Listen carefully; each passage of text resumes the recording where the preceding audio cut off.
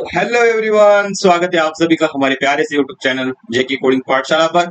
तो अब तक हम 3 यूनिट तो खत्म कर चुके हैं। अभी हमारा लास्ट यूनिट बचा है, वो है अपना unit number 6, web application deployment.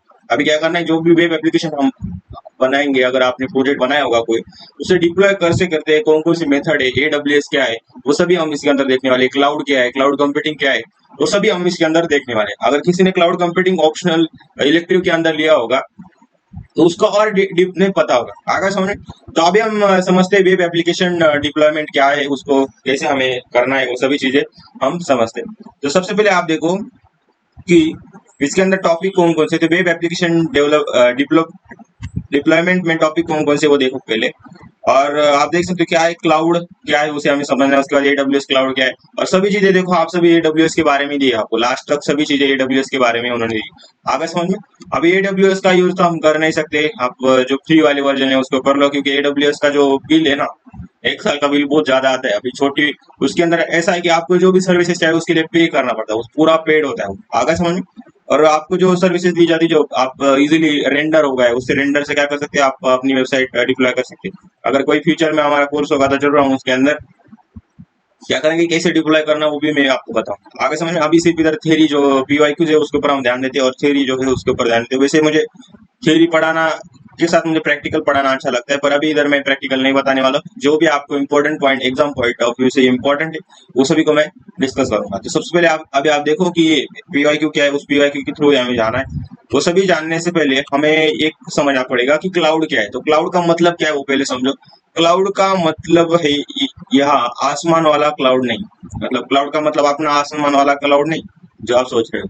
यहाँ क्लाउड का मतलब है इंटरनेट के थ्रू डेटा और सर्विसेज को एक्सेस करना। क्या होता है इंटरनेट के थ्रू डेटा और सर्विसेज को एक्सेस करना। क्लाउड ऐसा मान सकते हैं कि आपको ऐसा मान सकते हैं कि आपका डेटा है ना, ग्लोबली अवेलेबल कर दिया है उसको। जो भी डेटा है आपको ग्लोबली स्टोर कर दिया है, और अभी ग्लोबली स्टोर किया तो आपको उसके साथ कनेक्शन बनाना पड़ेगा। तो कनेक्शन बनाने के लिए क्या आया मार्केट में, वो आया इंटरनेट। इंटरनेट क्या करता है कि आप इंटरनेट का यूज कर कर उस डेटा को क्या कर सकते हो, एक्सेस कर सकते हो। नहीं तो आप नॉर्मली क्या करते हो, डेटा को स्टोर करते हो। किसी भी आप इस तरह का एसक्यूएल डेटा आपने देखा होगा, तो उसके अंदर क्या करते हैं, स्टोर करते हो आप। अभी मुझे क्या करना है कि मान लो कि अपना क्लाउड के ऊपर, जैसे कि मोंगोडीबी एटलस हो गया, तो वो क्या हो रहा है, क्लाउड के ऊपर डेटा उसका सेव हो रहा है। और हम क्या कर रहे हैं कि हम क्या कर रहे हो, उसके लिए इंटरनेट के थ्रू क्या कर रहे हैं, एक्सेस डेटा को क्या कर सकते, गेट कर सकते हैं, पोस्ट कर सकते हैं। आप सभी ने उसके अंदर देखा। और मान लो कि अपना प्रोजेक्ट है ना, डिप्लॉय हो गया। डिप्लॉय मतलब क्या, आपने सभी के लिए ग्लोबली उसे डिप्लॉय कर दिया, सभी के लिए एक्सेसिबल हो गया। मतलब जिसने भी उस यूआरएल डाली, मान लो www.jk कोडिंग पाठशाला, अगर फ्यूचर में हमारी वेबसाइट बन गई, तो वेबसाइट जैसे कि अभी आप उधर जो भी डेटा आएगा, मतलब डेटा आपने स्टोर किए, मान लो डिप्लॉय की होगी, तभी आपको दिख रही ना वो। अभी ये मेरे लोकल सिस्टम पे, अभी लोकल सिस्टम पे आप मान लो कि जब मैं लोकल सिस्टम है तो वो मुझे ही दिख रही थी। अभी मुझे क्या करना है कि मुझे सभी को दिखाना है, मतलब सभी उसका एक्सेस कर सके। तो अभी सभी को दिखाना है, मतलब कहा तो उसे डिप्लॉय करना पड़ेगा। तो क्लाउड के ऊपर क्या करते हैं, हम डिप्लॉय करते हैं। पर डिप्लॉय करने के साथ उसका डेटाबेस तो बढ़ता चला जाएगा, इतना डेटाबेस तो बढ़ता चला जाएगा। तो वो डेटा भी कहाँ स्टोर होता है, उधर ही स्टोर होता है। उसकी मदद से हम क्या कर सकते हैं, मान लो कि मैंने कोई उसके अंदर जैसे कोई वीडियो प्लेलिस्ट डाल दी या वीडियो डाल दी, जैसे कि यूट्यूब हो गया। यूट्यूब क्या कर रहा है, यूट्यूब के ऊपर आप कंटेंट क्या करते हो, एक्सेस करते हो। किसके थ्रू, अगर नेट नहीं होगा तो आप उसे एक्सेस नहीं कर सकते। अभी ये वीडियो है, वीडियो मैंने इधर अपलोड कर दिया। ये अपलोड कहाँ हो रहा है, अपलोड हो रहा है क्लाउड के ऊपर अपलोड हो रहा है। वहां से आप इंटरनेट के थ्रू क्या कर रहे हो, उसे एक्सेस कर रहे हो। आगे समझ ये हो गया अपना क्लाउड, मैंने आपको समझाने का ट्राई किया। नेक्स्ट है अपना क्लाउड कंप्यूटिंग क्या है। क्लाउड कंप्यूटिंग के डेफिनेशन पढ़ लो, क्योंकि आपके क्वेश्चन पेपर के अंदर ये क्वेश्चन आया है कि क्लाउड कंप्यूटिंग क्या है। तो क्लाउड कंप्यूटिंग एक ऐसी टेक्नोलॉजी है जिसमें एप्लीकेशन और सर्विसेज इंटरनेट के थ्रू एक्सेस की जाती है। ये मैंने बताया ना क्लाउड को। क्लाउड कंप्यूटिंग एक ऐसी टेक्नोलॉजी जिसमें डेटा, एप्लीकेशन और सर्विसेज इंटरनेट के थ्रू एक्सेस की जाती है। ऐसी टेक्निक को बिना कंप्यूटर के यूज किए, ऐसी टेक्निक बिना अपने कंप्यूटर या सर्वर का यूज किए, ऐसे टेक्निक को हम क्या कहते हैं, क्लाउड कंप्यूटिंग कहते हैं। आगे समझ में। तो क्लाउड को ऐसा आप समझ सकते हैं कि क्लाउड को मैनेज करने वाली, या क्लाउड को हम जो सर्विसेज प्रोवाइड करते हैं, डेटा को प्रोवाइड करते हैं, ऐसे टेक्नोलॉजीज को हम क्या कहते हैं, क्लाउड कंप्यूटिंग कहते हैं। तो कौन कौन सी होती है उसके अंदर क्लाउड कंप्यूटिंग। एग्जाम्पल आप देख सकते हैं कि मैंने जैसे बताया कि गूगल ड्राइव भी अपना ड्राइव पे अपलोड कर रहे हो, मतलब कहीं ना कहीं वो स्टोर हो रहा है। आगे समझ में। क्लाउड के ऊपर स्टोर हो रहा है, जैसे कि नेटफ्लिक्स होगा, नेटफ्लिक्स के ऊपर उतने सारे वेब सीरीज है, इतना सारा डेटा है, तो वो क्या है, वो डेटा आपको दिख रहा है, वेबसाइट आपको उधर से एक्सेस कर रहे हो, इंटरनेट के थ्रू आप जाकर उस डेटा को एक्सेस कर सकते हो। तो वो डेटा कहाँ स्टोर है, क्लाउड के ऊपर स्टोर है। वैसे जीमेल भी देख सकते हो कि जीमेल के लिए भी इंटरनेट लगता है। अगर आपको इतने सारे जीमेल है, अगर उसे फोन के अंदर स्टोर हो जाते तो अपनी मेमोरी डायरेक्टली फुल हो जाती है ना, ऐसे लोकल मशीन के अंदर, तो इसलिए उसको क्या क्या क्लाउड के ऊपर दिया है और हम क्या कर सकते हैं उसके अंदर एक्सेस कर सकते हैं। मतलब कोई ईमेल आया तो हम क्या कर, हमें इंटरनेट ऑन रखना पड़ेगा तभी आपको कोई ईमेल आया वो दिखेगा, और जाके क्या होगा, स्टोर होगा क्लाउड के ऊपर। यूट्यूब के ऊपर सब कुछ क्लाउड का यूज करते हैं, जैसे कि यूट्यूब हो गया, इंस्टाग्राम हो गया, आप जो भी उसके अंदर कंटेंट को डाल रहे हो मतलब क्या, वो सभी को कंटेंट मैंने, मान लो कि मैंने वीडियो डाल दिया और डाल के कहाँ स्टोर हो रहा है, यूट्यूब का एक क्लाउड होगा, सर्वर होगा, वहां पे क्या होगा, जाके स्टोर होगा, और आप क्या कर रहे हो, उसे इंटरनेट के थ्रू उसे एक्सेस कर रहे हो। आ गया समझ में? तो ये हो गया अपना क्लाउड कंप्यूटिंग। नेक्स्ट है कि क्लाउड कंप्यूटिंग की कौन कौन से टाइप से, तो ये आपने क्लाउड कंप्यूटिंग सब्जेक्ट लिया होगा तो पढ़ा होगा। पब्लिक क्लाउड मतलब क्या, कि जो सबको शेयर बाय एवरीवन, जैसे कि गूगल क्लाउड होगा एग्जांपल के लिए। प्राइवेट क्लाउड मतलब क्या, कि सिर्फ एक ऑर्गेनाइजेशन के लिए क्लाउड हो। हाइब्रिड क्लाउड मतलब क्या, पब्लिक और प्राइवेट का मिक्स हो जाए। आगे समझे? तो सिंपल से क्लाउड के टाइप से, जैसे कि पब्लिक क्लाउड मतलब क्या हो, जिसे सभी लोग एक्सेस कर सकते हैं, उनकी कोई उसके ये नहीं कि ये प्राइवेट और पब्लिक।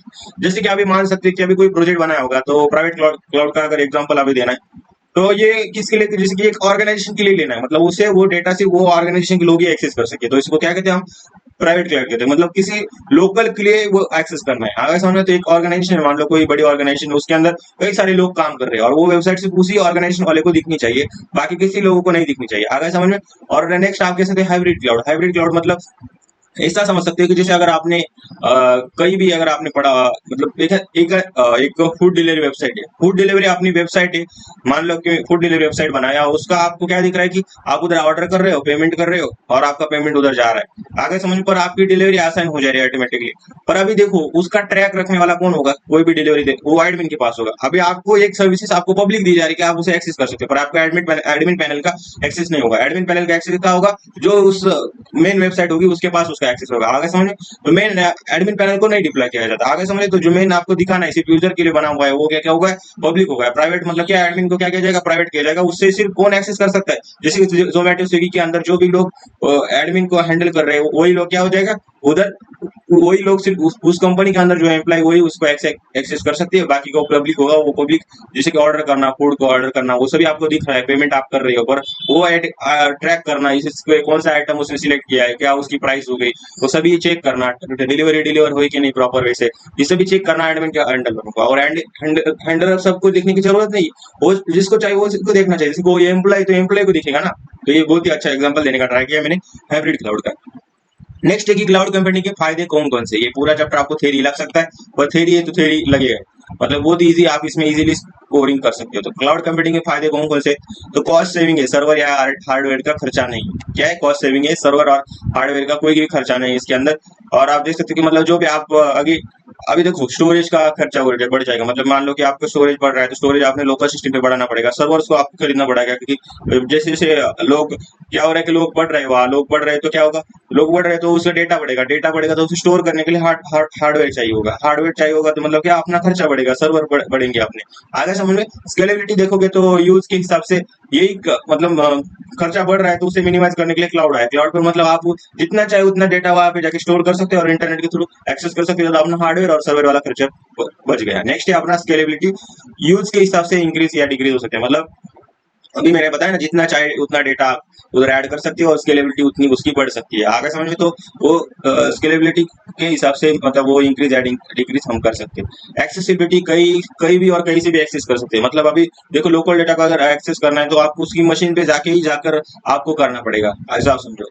और मान लो कि वो वेबसाइट आपकी एक्सेस हो रही है, पर उसका एक्सेस मतलब उसको सर्वर का एक्सेस आपको पता नहीं है, लोड बढ़ गया तो आपको उस सर्वर सिस्टम पे जाना पड़ेगा वहां पे, और क्या करना पड़ेगा, उसे ठीक करना पड़ेगा। एक्सेसिबिलिटी जैसे कि AWS हो गया, उस सर्विसेज को हम चेंज कर सकते हो, जैसे अभी एक आपने लिया है तो अभी और एक्सटेंशन के लिए और उसकी प्राइस बढ़ जाएगी, और उसे हमें क्या करना पड़ेगा, उसका अनदर उसका वर्जन हो गया है, फिर हमें वो परचेस करना पड़ेगा उस सर्विसेज क्लाउड की। आगे समझ।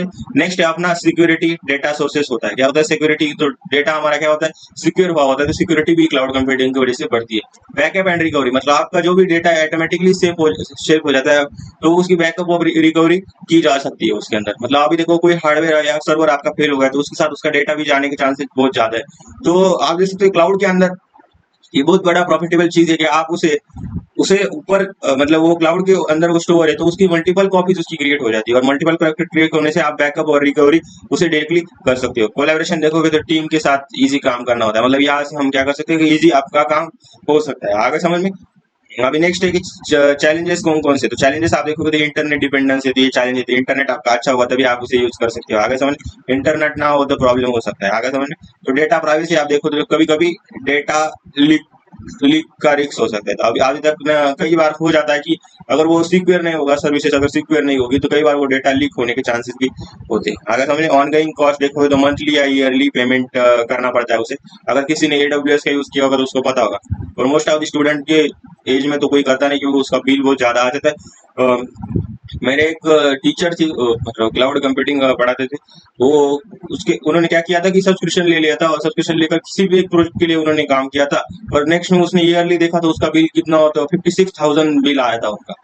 इतना 56,000 बिल आया था उनको, ये बिल भरना ही पड़ा, आगे समझ। तो इसे आपको AWS क्लाउड सर्विसेज अगर यूज करना है, मतलब तो आप पर्पस देखो क्या आपकी सच में वो वेबसाइट आगे यूज होने वाली है कि नहीं, तभी आप उधर जाके उधर अप्लाई करो, आगे समझ। नहीं तो फ्री वर्जन है, अगर आपको सिर्फ प्रोजेक्ट बनाना है, उसको दिखाना है इंटरव्यू के अंदर, तो सिंपल सा रेंडर का यूज करो, उसके अंदर आप उसे डिप्लॉय कर सकते हो। नेटलिफाई हो गया उसका यूज कर सकते हो, आगे समझ।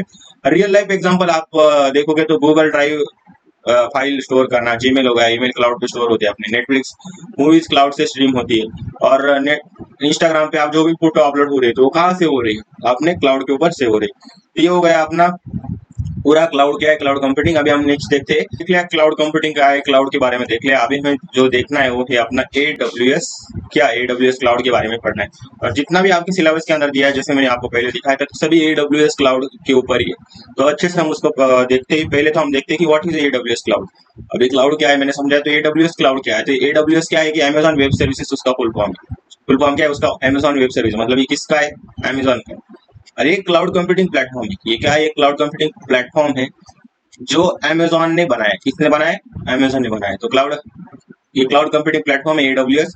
और AWS मतलब क्या, अमेजॉन वेब सर्विसेज। तो ये किसने बनाया, अमेजोन जो कंपनी है, जो आप सभी का किसी का तो ड्रीम होगा ही कि अमेजोन में जाके जॉब करने का। तो अमेजोन जो कंपनी है, तो क्या है, वो आपका एक क्लाउड कंप्यूटिंग प्लेटफॉर्म प्रोवाइड करती है, और AWS उसका नाम है, मतलब अमेजॉन वेब सर्विसेज उसका नाम है। नेक्स्ट है, ये दुनिया का सबसे बड़ा और ट्रस्टेड क्लाउड प्रोवाइडर है, मतलब उसके अंदर सिक्योरिटी ज्यादा होगी तभी तो ये ट्रस्टेड और बड़ा है, आगे समझ। तो आपका AWS ये दुनिया का सबसे बड़ा और ट्रस्टेड क्लाउड प्रोवाइडर है। AWS अलाउ करता है, क्या अलाउ करता है, servers, storage, databases, networking, AI ML security, और बहुत सारे कुछ इंटरनेट के थ्रू एक्सेस करने का।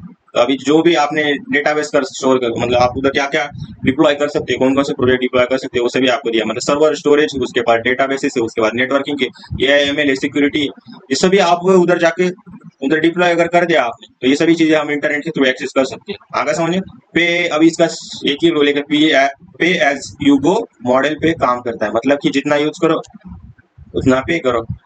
फ्री में तो कोई ऐसा देने को बैठा नहीं, क्योंकि फ्री में अगर उसको चीजें दी गई तो उसके चांसेस ये हो सकते हैं कि सिक्योर ना रहे, क्या हो सकता है, सिक्योर ना रहे। अगर कुछ मतलब ऐसी चीजें अगर फ्री में आप दे रहे हो तो वो इसका एक लॉस हो सकता है कि वो सिक्योर ना रहे, आगे समझे। सिक्योरिटी और ज्यादा उसके अंदर डेवलपमेंट करने के लिए तो कई सारी चीजें पेड भी लानी पड़ती है, आगे समझे। तो पेड में वो उसका, मुझे पता नहीं उसका एग्जैक्ट फ्री वर्जन है क्या नहीं, पर paid he most of the चीज होती है, मतलब जितनी भी सर्विसेज चाहिए उतने आपको क्या करना पड़ेगा, उसे पे करना पड़ेगा। तो ये हो गया अपना AWS क्लाउड। नेक्स्ट है अपना लिस्ट AWS सर्विसेज, तो कौन कौन सी AWS सर्विसेज दी जाती है उसी को आगे हमें पढ़ना है। तो कौन कौन सी है पहले हम उसे समझ लेते हैं। तो एक देख सकते हो कि EC2 इलास्टिक कंप्यूटिंग क्लाउड, मतलब क्या, वर्चुअल सर्वर के लिए उसका यूज होता है। अभी EC2 का हम आगे पढ़ेंगे, उसे इंप्लीमेंट करना है, उसके स्टेप भी हम देखने वाले एक एक करके। नेक्स्ट है अपना S3, मतलब क्या, सिंपल स्टोरेज सर्विस। ये किसके लिए यूज किया जाता है, अपने फाइल स्टोरेज के लिए इसका यूज किया जाता है। तो अभी आपको सभी लिस्ट करने पड़ेंगे, पेपर के अंदर डायरेक्टली क्वेश्चन आता है कि लिस्ट AWS सर्विसेज, उस AWS सर्विसेज को आपको लिस्ट करना पड़ेगा। नेक्स्ट है RDS, रिलेशनल डेटाबेस सर्विस, क्या है, रिलेशनल डेटाबेस सर्विस, तो इसको भी आपको देना पड़ेगा, ये डेटाबेसेस के लिए इसका यूज किया जाता है। नेक्स्ट है उसके बाद लैम्डा, लैम्डा क्या है, सर्वरलेस कंप्यूट के लिए यूज किया जाता है। नेक्स्ट है अपना VPC, वर्चुअल प्राइवेट क्लाउड, इसके बारे में आपने पढ़ा भी हुआ है। वर्चुअल प्राइवेट क्लाउड होता है आपका नेटवर्किंग के लिए उसका यूज किया जाता है, VPN। और cloud front content delivery network, क्या है क्लाउड फ्रंट, क्या है, कंटेंट डिलीवरी नेटवर्क। और डायनामिक DB देखोगे तो क्या है, नो एसक्यूएल अपना डेटाबेस है, उसको भी आप उसका वो भी सर्विसेज आपको दी जाएंगी। EBS मतलब क्या है, इलास्टिक ब्लॉक स्टोर, इसको भी हम आगे पढ़ेंगे। EBS को क्या है, डिस्क फाइल स्टोरेज के लिए, वो मतलब वो उसे आप स्टोर कर सकते हो वहां से और उसे एक्सेस भी कर सकते हो। IAM मतलब क्या, IAM मतलब आइडेंटिफाई एक्सेस एंड मैनेजमेंट, और ये सिक्योरिटी के लिए वो भी सर्विसेज आप उधर दे सकते हो। लाइट सेल आप देख सकते हो कि easy cloud for beginners, beginners के लिए इजी क्लाउड है। अगर इतनी सर्विसेज वहाँ दी जाती है, और इसमें से जो हमें सिलेबस के अंदर दी है उसको मैं एक एक करके आपको बताने वाला हूँ, आगे समझ में। तो अभी हम नेक्स्ट चलते हैं कि features and benefits of AWS cloud. कौन कौन से फीचर्स है और बेनिफिट्स है उसको हम पहले समझ लेते हैं एडब्ल्यूएस क्लाउड के, और फिर आगे चलते हैं। तो ग्लोबल अवेलेबिलिटी आप देखोगे तो multiple data centres world wide उसके हैं। अभी आपको नीचे कमेंट सेक्शन में बताना है कि अभी एडब्ल्यूएस का जो अपने नजदीक जो भी आपको पता है डेटा सेंटर्स, तो उसके बारे में आप बताओ, या कहाँ है वो डेटा सेंटर, वो नीचे बताओ। आगे समझ में। तो मल्टीपल डेटा सेंटर है वर्ल्ड वाइड, तो वो डेटा सेंटर कौन कौन से आपको ये पता होने चाहिए, उसका सर्च करो उसके बारे में कि कौन कौन से डेटा सेंटर है किसके, एडब्ल्यूएस के। नेक्स्ट है स्केलेबिलिटी। स्केलेबिलिटी आप देखोगे तो बड़े या छोटा करना या as per the need. Scalability है तो मैंने अभी बताया ना कि बड़ा और छोटा हम कर सकते हैं। सिक्योरिटी आप देखो high level security with encryption and IAM. IAM क्या है अभी? आईएम आप देखो आइडेंटिटी एंड एक्सेस मैनेजमेंट के थ्रू सिक्योरिटी आपको दी जाती है। और पे एज यू गो, मतलब सिर्फ जितना यूज करो उतना ही पैसा, जितना आपने यूज किया है उतना आपको पैसा देना है। सब कुछ अगर सब्सक्रिप्शन के दौरान है कि आपको ये पूरा कंटेंट लेना पड़ेगा, उसमें से आप यूज इतना ही कर रहे हो, ऐसा कुछ नहीं इसके अंदर। तो आप जितना यूज कर रहे हो उतना ही पैसा उनको देना। और इंटीग्रेशन आप देखोगे तो easily integrate with tool like GitHub और डॉकर के साथ आपके इजीली आप कनेक्ट कर सकते हो, इंटीग्रेट कर सकते हो। ऑटो बैकअप और रिकवरी उसके अंदर प्रोवाइड की जाती है। डेटा सिक्योर और रिकवरेबल उसका होता है। आगे समझ। और मॉनिटरिंग टूल आप देखोगे तो क्लाउड वॉच और क्लाउड ट्रेल से परफॉर्मेंस मॉनिटर करो। आगे समझ। तो इतने सारे फीचर्स है और उसके बेनिफिट्स मैंने उधर लिख दिए हैं। आगे समझ। ये आपको क्वेश्चन में आ सकते हैं, तो इसको भी आपको याद करके जाने का। आगे समझ में। नेक्स्ट है अपना पहला जो सर्विसेज है उसके बारे में हमें समझना, EC2 सर्विसेज बारे में। और सिलेबस के अंदर भी देखोगे तो आप मतलब जैसे आपका एडब्ल्यूएस क्लाउड हो जाता है, उसके बाद देखो EC इलास्टिक कंप्यूट आपका आ जाता है। क्या एडब्ल्यूएस इलास्टिक कंप्यूट आपका आ जाता है। और इसके ऊपर क्वेश्चन आप देखोगे ना, what is the EC2 service, explain step deploy EC2। Step तो हम लास्ट में लेंगे, और EC2 सर्विस क्या है उसके बारे में आपको पता होना चाहिए। नेक्स्ट है अपना एडब्ल्यूएस क्लाउड क्या है, उसके सर्विसेज कौन कौन सी प्रोवाइड की है, और इन टू इन वेरिएबल। तो आपको एडब्ल्यूएस क्लाउड है वो पता चल गया, कौन कौन सी सर्विसेज प्रोवाइड की जाती है उसको लिस्ट करना है आपको, दोनों को एक्सप्लेन करना है। तो अभी EC2 को हम पढ़ेंगे, और आगे हम ELB उसके बारे में आगे देखेंगे। ELB के टाइप कौन से, BPC क्या है, वो सभी चीजें मैं अभी एक और स्टेप बाय स्टेप करके आपको बताता हूँ। नेक्स्ट हम समझते हैं कि AWS इलास्टिक क्लाउड क्या है। AWS इलास्टिक क्लाउड को हम EC2 कहते हैं। आगे समझ, उसी को EC2 कहते हैं। और AWS कंप्यूट क्लाउड होता है, इलास्टिक कंप्यूट क्लाउड अपना फुल फॉर्म है EC2 का। और उसके आगे टू लगा दिया तो आपको डर नहीं जाना कि EC2 मतलब क्या। तो इलास्टिक कंप्यूट उसका फुल फॉर्म होता है। आगे समझिए। तो क्या है, व्हाट इज AWS EC2, इसके बारे में हमें पढ़ना है। तो EC2 इलास्टिक कंप्यूट क्लाउड के AWS सर्विसेज है, जिसके थ्रू आप वर्चुअल सर्वर्स कंप्यूटर्स क्रिएट और उसे यूज कर सकते हो इंटरनेट के जरिए। मतलब क्या है, EC2 क्या है, इलास्टिक कंप्यूट क्लाउड एक AWS सर्विस है। EC2 क्या है, इलास्टिक कंप्यूट क्लाउड है, ये AWS सर्विस है, जिसके थ्रू आप वर्चुअल सर्वर कंप्यूटर क्रिएट और उसे यूज कर सकते हो इंटरनेट के जरिए। मतलब एक ऐसा समझो कि ऐसी सर्विसेज है, AWS की ऐसी सर्विसेज है, उसके अंदर वो क्या जाता है, उसके थ्रू आप वर्चुअल सर्वर मतलब एक कंप्यूटर को क्रिएट कर सकते हो और उसे यूज कर सकते हो। किसके, क्या कर सकते हो, कंप्यूटर क्रिएट और उसे यूज कर सकते हो, किसके थ्रू, इंटरनेट के थ्रू। आगे समझ में। तो EC2 एक ऐसी सर्विसेज है, AWS की सर्विसेज है, जिसके थ्रू आप क्या कर सकते हो, वर्चुअल सर्वर मतलब क्या, कंप्यूटर क्रिएट और उसे यूज कर सकते हो, किसके थ्रू, इंटरनेट के थ्रू। आगे समझ। EC2 को आपको सिंपल वर्ड में यही लिखना है पेपर के अंदर। ये सर्वर बिल्कुल वैसे ही काम करते हैं जैसे रियल कंप्यूटर्स, लेकिन ये AWS का डेटा सेंटर में होती है। क्या कहाँ होती है, मतलब उसे सिर्फ आप इंटरनेट के थ्रू एक्सेस कर सकते हो, पर एक्चुअल में कहाँ है वो, उनका जो भी है वो कहाँ है, वो है अपने AWS के डेटा सेंटर के अंदर। आप सिर्फ इंटरनेट से कनेक्ट हो सकते हो, मतलब वहां सिर्फ आप क्या कर रहे हो, कनेक्शन बिल्ड कर रहे हो, उसे एक्सेस करने का ट्राई कर रहे हो, पर एक्चुअल में वो कहाँ है, डेटा सेंटर के अंदर। तो वर्चुअल इन्वायरमेंट आपको दिया जा रहा है इंटरनेट के थ्रू, आप वहाँ क्या कर रहे हो, आप क्या कर रहे हो, वहाँ अपना काम कर रहे हो, कंप्यूटर आपको दिया जा रहा है, कंप्यूटर के ऊपर जो भी काम कर रहे हैं आप कर सकते हो। आगे समझ में। ये हो गया अपनी EC2 के बारे में। EC2 आपको ये अलाउ करता है कि आप अपना वेबसाइट, ऐप या सॉफ्टवेयर किसी वर्चुअल सर्वर पे चला सकते हो। क्या करते हो, अपना वेबसाइट हो गया, ऐप हो गया, ये सॉफ्टवेयर किसी वर्चुअल सर्वर क्या कर सकते हो, चला सकते हो। वर्चुअल सर्वर पे क्या कर सकते हो, चला सकते हो। अपना वेबसाइट, ऐप या सॉफ्टवेयर किसी वर्चुअल सर्वर पे चला सकते हैं। अभी मतलब अपना ऐप हो गया या सॉफ्टवेयर हो गया, तो आप उसे उसके अंदर इंस्टॉल कर सकते हो। इंस्टॉल के साथ ही आप क्या कर सकते हो, उसके अंदर अपना वेबसाइट भी क्रिएट कर सकते हो। आगे समझ में। उस सर्वर को कभी स्टार्ट या स्टॉप या स्केल कर सकते हो, मतलब जैसे आप कंप्यूटर को कहते हैं शट डाउन कर सकते हो, स्टार्ट कर सकते हो, रिस्टार्ट कर सकते हो, सेम टू सेम उधर भी आप कर सकते हो। आगे समझे। और पे करो सिर्फ उतना जितना यूज करना है, इधर भी वही रूल चलेगा कि जितना आपको यूज करना है उतना आपको क्या करना है, उसे पे करना है। तो कौन कौन से फीचर्स होते हैं, तो वर्चुअल सर्वर्स का आप पेज देखोगे तो मल्टीपल साइज टाइप्स के सर्वर्स अवेलेबल है। इंस्टेंसेस, मल्टीपल साइज टाइप्स के सर्वर्स अवेलेबल है। आगे समझ में। स्केलेबल देखो, जैसे कंप्यूटर की साइज होती है ना डिफरेंट डिफरेंट साइज, तो मल्टीपल साइज के आपको देखने को मिले।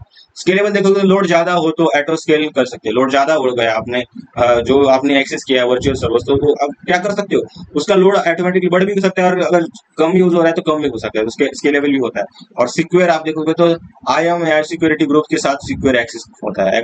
आगे समझे, तो सिक्योरली आपने ग्रुप्स के साथ ही उसे एक्सेस किया जाता है। आगे समझे। ऑन डिमांड मतलब क्या, जब चाहो तब सर्वर स्टार्ट करो और स्टॉप कर सकते हो। आगे समझ।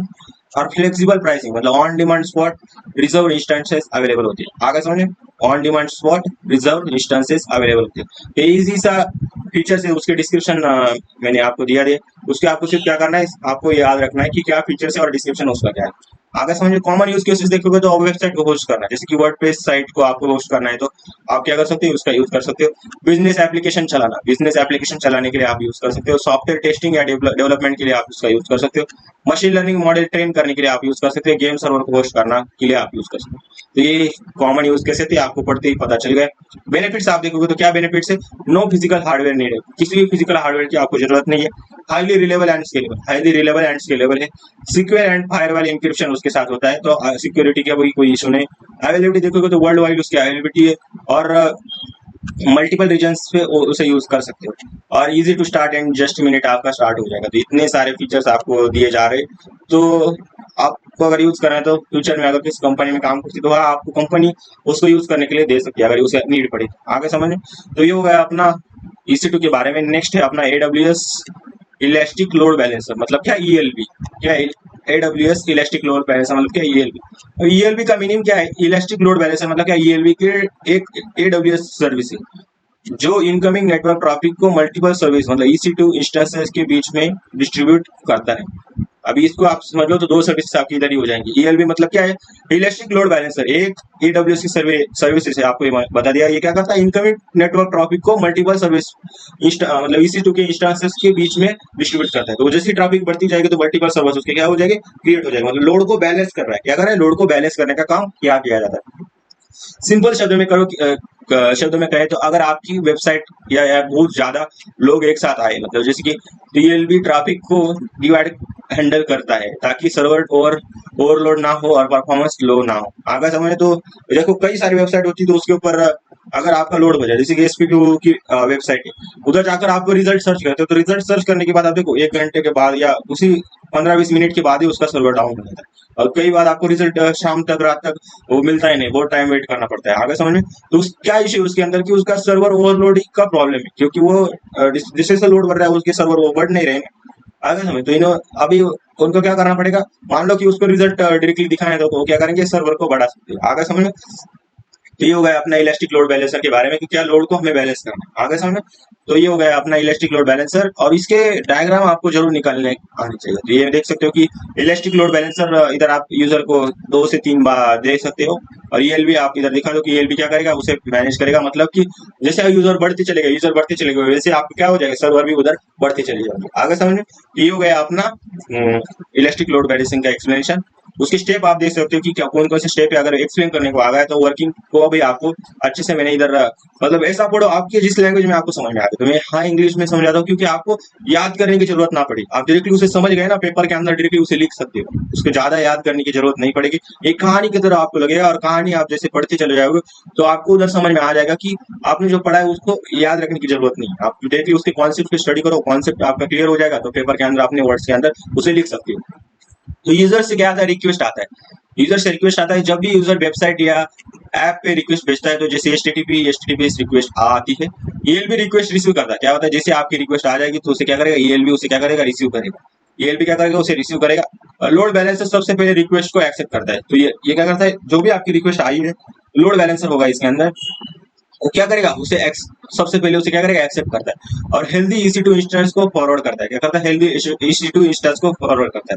क्या करता है, हेल्दी EC2 इंस्टेंस को फॉरवर्ड करता है। फॉरवर्ड करता मतलब ये भी चेक करता है कि कौन सी EC2 इंस्टेंस हेल्दी है, और ट्रैफिक वहां फॉरवर्ड करता है। क्या करता है, ट्रैफिक को वहां फॉरवर्ड करता है। जो भी आप इस सर्वर को बढ़ाने की नहीं, वो आपका इधर डिसाइड हो जाएगा। इंस्टेंस रिस्पॉन्स यूजर को जाता है, मतलब जो भी आपका रिस्पांस चाहिए, रिक्वेस्ट जो आई उसको डायरेक्टली रिस्पांस बहुत जल्दी आता है, इसी टू इंस्टेंस प्रोसेस करता है और उसे रिस्पांस यूजर को मिलता है। जैसे उसका रिस्पांस क्लियर होगा तो उसे क्या करेगा, रिस्पांस उसको दिया जाएगा, रिस्पांस उसको दिया जाएगा।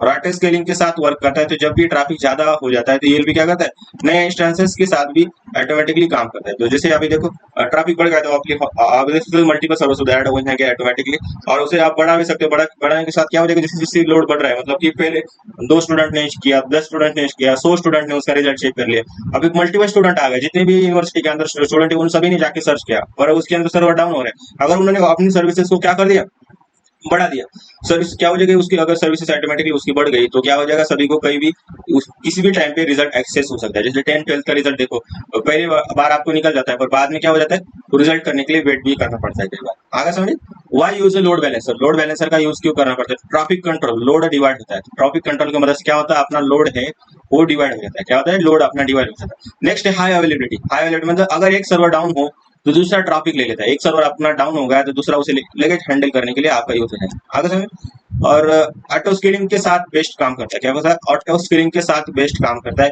और सिक्योर कम्युनिकेशन होता है, एसएसएल सपोर्ट उसे करता है। आगे समझ, तो ये उसके क्यों हम लोड बैलेंसर का यूज करते हैं वो मैंने पूरा आपको इधर समझा दिया। नेक्स्ट एक रियल लाइफ एग्जांपल से सोचो, तो सोचो आपके पास एक शॉपिंग वेबसाइट है, सेल के टाइम पे हजारों लोग विजिट कर रहे हैं, क्या कर रहे हैं, सेल के टाइम पे हजारों लोग विजिट कर रहे हैं, अगर एक सर्वर पे सब आएंगे तो क्रैश हो सकता है। ईएलबी उन सभी यूजर्स को अलग अलग सर्वर पे भेजता है, स्मूथ एक्सपीरियंस सबके लिए हो जाए। आगे समझ में, तो मैंने इस फीडबैक आपको दे दिया। वैसे आप देखो कई बार कई वेबसाइट के अंदर अगर ऑफर दी जाए तो सभी क्या हो जाएंगे, उस दिन ज्यादा यूजर हो जाएंगे, तो ज्यादा यूजर होने जाएंगे तो उनकी इतनी कैपेसिटी होनी चाहिए कि सर्वर की वो उतना लोड सेंड कर सके। अगर मान लो कि बहुत ज्यादा यूजर हो गए तो वो सर्वर भी अलग अलग क्या हो जाएंगे, उसके सर्वर भी बढ़ने चाहिए। तो ऑटो स्केलिंग उसके अंदर फीचर है, तो ईएलबी क्या करता है, उस लोड को बैलेंस करने का काम करता है। तो ये हो गया अपना पूरा ईएलबी के बारे में। पर इसके ऊपर आपको क्वेश्चन सिर्फ ईएलबी के बारे में नहीं पूछा है, उसके अंदर पूछा है कि ईएलबी के टाइप कौन कौन से, तो types of elastic load balancer in AWS आप देखोगे तो कौन कौन से, पहला है आपने एप्लीकेशन लोड बैलेंसर, ये उसे एएलबी कहा जाता है, मतलब क्या, वर्क्स एट लेयर 7 है, एप्लीकेशन लेयर 7 पे अपना काम करता है। एचटीटीपी और एचटीटीपी यूज केस देखोगे तो web apps, micro services, rest API, URL based routing, logging goes to one server slash product goes to the another server, मतलब होस्टेड राउटिंग काम करता है। जैसे कॉम्प्लेक्स राउटिंग और वेब एप्स के मतलब ऐसा आप समझ सकते हो कि आपने प्रोजेक्ट बनाया होगा ना, तो उसके अंदर राउटिंग की होगी, अभी आपने पिछले वाले चैप्टर के अंदर भी पढ़ा होगा। तो राउटिंग कैसे करता है आप सभी को पता है, स्लैश यूजर करोगे तो यूजर का डेटा दिखेगा, स्लैश प्रोडक्ट करोगे तो पूरा प्रोडक्ट का दिखेगा।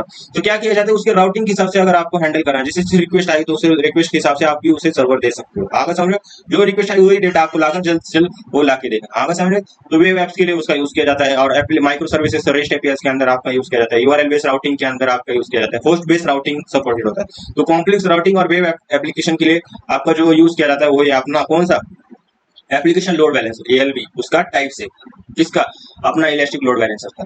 और नेटवर्क लोड बैलेंसर देखोगे तो वर्क एट लेयर 4, अपना ये किसकी लेयर पे कर रहा था, 7 लेयर पे कर रहा था, और ये किसके लेयर पे करता है, 4 लेयर पे करता है। तो आपने work at layer 4, transport layer, TCP और यूडीपी उसके अंदर होते हैं। आगे समझ में, तो वो फुल लेयर 4 के अंदर यूज करता है, मतलब हाई परफॉर्मेंस बढ़ाने के लिए, लोड लेटेंसी ट्रैफिक करने के लिए, हैंडल्स मिलियंस ऑफ रिक्वेस्ट पर सेकंड, जो भी रिक्वेस्ट आ रही है उसे हैंडल करने के लिए, support static eyepiece and elastic eyepiece, elastic और स्टैटिक आईपीस के लिए उसका यूज किया जाता है। और बेस्ट फॉर किसके लिए, गेमिंग सर्वर्स के लिए, वीडियो स्ट्रीमिंग के लिए और रियल टाइम एप्स के लिए आपका यूज हो जाता है। मतलब जैसे कि वीडियो स्ट्रीमिंग क्या, यूट्यूब पे आपकी लाइव स्ट्रीमिंग चल रही है तो वह आपकी वो आ रहा है, तो उधर कौन सा काम हो रहा है, हाई परफॉर्मेंस आपको मिल रहा है, आपकी सभी रिक्वेस्ट को हैंडल किया जा रहा है, किसके ऊपर, आपकी एनएलबी के ऊपर, वो जो 4 नंबर का लेयर है वो आपका हैंडल किया जाएगा, क्योंकि वह नेटवर्क लेयर और डायरेक्टली डेटा स्ट्रीम हो रहा है ना, तो डेटा स्ट्रीम हो रहा है तो वहाँ सिक्योरिटी की हमें जरूरत है, तो नेटवर्क लेयर की जरूरत है, नेटवर्क लेयर उसे हैंडल कर देता है, मतलब नेटवर्क के थ्रू डायरेक्टली आपका डेटा जा रहा है, ऐसा नहीं कि उसे स्टोर कर फिर जाकर आप उसे एक्सेस कर दो, डायरेक्टली उसी स्पीड के साथ, नेटवर्क जितनी स्पीड से चल रहा है उसी स्पीड के साथ डेटा का stream